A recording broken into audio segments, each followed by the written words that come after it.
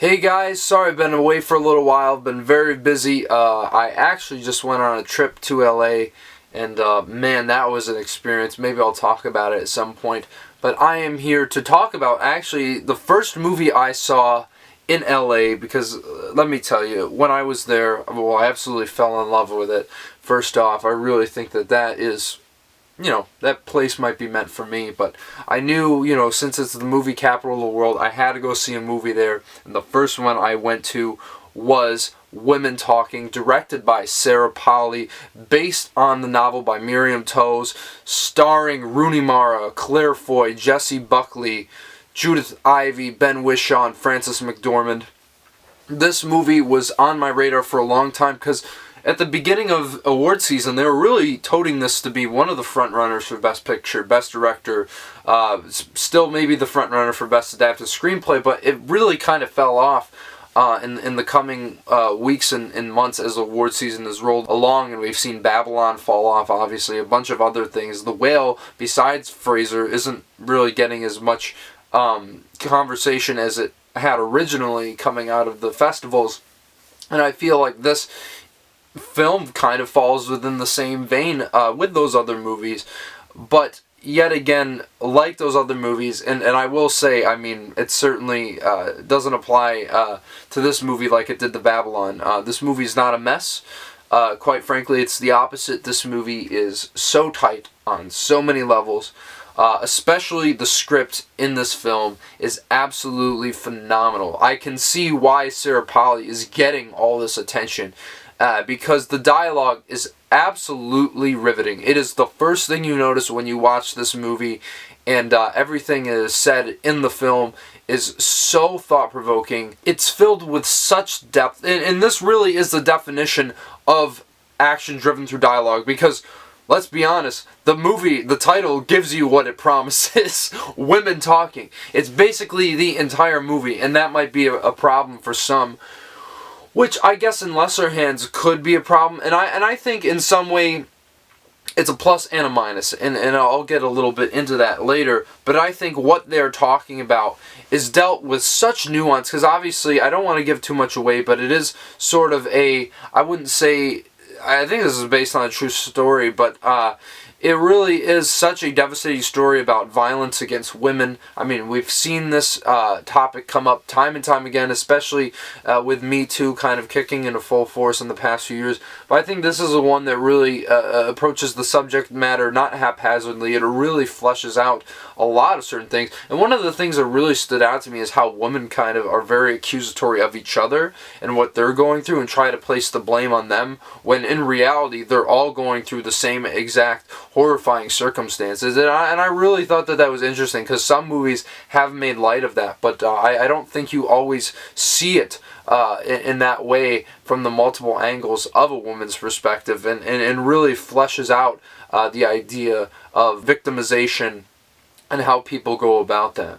I also like to describe Women Talking as a faith-based movie, believe it or not, because I believe they're supposed to be Mennonites. They never say for sure, but really what they're talking about is all faith-based conversation. The illicit intentions of what they're talking about is all based on their faith, as well as some other stuff, and you get to hear varying perspectives on if getting away from the situation betrays God, or are there other ways of pursuing God that are separate from where they are, and are they being controlled? I mean, really, it is such a powerful and as I said, thought-provoking discussion that comes full force in this movie. And I think, despite the script and direction by Sarah Polley, I mean, it would not be possible without the actors in these roles. Especially Claire Foy, who I think is the standout in this movie. I think she's absolutely phenomenal. I think she's going to get snubbed again, just like she did for First Man. The conversation has really dropped off her, and I'm not sure why. She's absolutely terrific, dynamite every single second she's on screen, and really the one who's the most vocal about a lot of these issues going on in this narrative. And then you have Jessie Buckley, who's almost like the antithesis, and she'll probably get nominated because she is an Oscar darling, and for some reason Claire Foy isn't. I don't really know, that's just the way it kind of works sometimes. but yet again, she delivers yet again another stellar performance. Year after year, this woman keeps coming out with amazing, amazing work. Even in Men, which I thought was a really, really pretentious movie, I thought she was like one of the best things in her. Her acting was phenomenal, but this is really what's going to snag her the Oscar nomination this year. And her perspective, I think, juxtaposed to Claire Foy's character, really adds a lot of great conflict in these scenes and amongst the women in this tribe. And also, I just absolutely love Ben Whishaw in this, who I think gives his absolute best performance here. I mean, the subtlety, the nuance, the restraint that he has in this movie is unlike anything I've ever seen from him.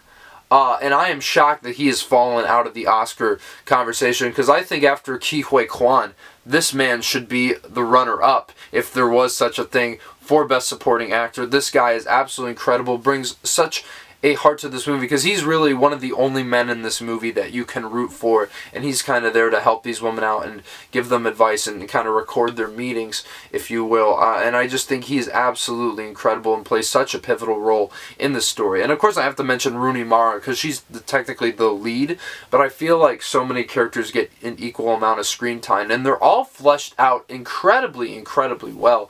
But she really she gives this light in this movie that I think is kind of lacking from a lot of the other characters, and she kind of is the one who is the most open-minded and takes advice from all different sides of the argument, takes it in, listens to it, but still stands her own ground when she needs to. And I think her performance in this movie should absolutely be commended, like the rest of the cast. I also have to mention Judith Eiley, Sheila McCarthy, and Michelle McLeod, who I think are absolutely phenomenal in this ensemble as well, because this really is the definition of an ensemble piece, and based on what I'm saying, you can tell that it is one of the best acted ensembles of the entire year. If it took home the SAG Award, would not be upset at all. It would certainly be well deserved, and I still think it has a shot. If we're talking about purely acting, this has to take it. But one of the things that I did have with this movie, as riveting as it is, I don't know, like, maybe this will change on rewatch, because I certainly want to rewatch this movie, but I feel like there's some stuff that they don't show, which I feel kind of, like, lightens the tension a little bit. I mean, maybe that's just because I was expecting a certain something to happen, and I'm not going to spoil what, but I really felt like if this film had kind of ramped up more and pushed into that a bit more, I think it would be a bit more impactful and a little bit more tense. But I think considering what they were going for, I understand why they kind of like shied away from that. But even so, you really see some really gruesome stuff, and it's all basically, you see the aftermath of everything, and I think implication is everything sometimes, and so perhaps that's what they were going for. But Woman Talking really asks a lot of hard-hitting questions about abuse and the abusers themselves. Who should we be sympathetic towards? What is indoctrination? I mean, there's so many ideas running rampant in the screenplay, and I think if she won, even though I think Glass Onion should win, I would think it would be well-deserved at the end of the day. This is a phenomenal screenplay, one of the best of 2022, and I think that this is probably one of the best movies of the year. And on that note, I'm going to give Woman Talking an 8.5 out of 10. Absolutely riveting watch. You guys got to see it. It goes wide this Friday, so you are going to get the chance to. I'm just really glad that even though, and I have a whole story of how I got there, which I'm not even going to get into, but I wasted a lot of money getting to this movie. Was it worth that much? Probably not, but I'm glad that it was at least a great film to kick off my LA trip with. And so yeah, guys, what do you think of Woman Talking? If you've seen it, let me know in the comments below, and are you going to check it out this upcoming weekend? I know I'm certainly going to try to nip it in the bud and go see it once again. And thank you guys for tuning into this review here. If you want to smash that like button, subscribe to the channel, I really appreciate it. We're just coming up on the deadline for the top 100 greatest films of all time series. So if you want to submit a top 100 list to me, the due date is going to be Friday. I'm going to put a link there so you can check out the details if you don't know about it already. And yeah, guys, there's going to be more reviews coming soon. Maybe some stuff I saw in LA and maybe some stuff afterwards. But you best believe that there's going to be content coming down the pipeline very soon. And until then, I will see you guys in the next video. Cheer up, sleepy Jew.